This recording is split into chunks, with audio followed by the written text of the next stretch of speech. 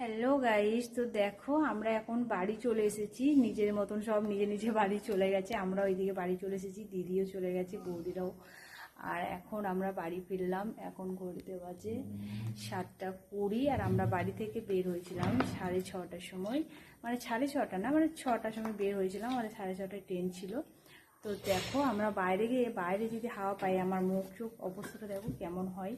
মানে আমার বাইরে হাওয়া মানে সহ্য হয় না, মানে গেলেই আমার দেখে মনে হয় আমি যেন রোগা রোগা মুখ মুখ চোখ। আর এমনি সারাদিন ধরে খেতে পাইনি, যেহেতু আজকে বৃহস্পতিবার, কাল একাদশী, যেহেতু আমি একাদশী করি, তার জন্যে আমি বাড়ি থেকে খাবার বানিয়ে নিয়ে গেছিলাম। মানে শুকনো খাবার, মানে যেমন লুচি আর পনির ইয়ের তরকারি নিয়ে গেছিলাম, কাবলি ছোলার তরকারি।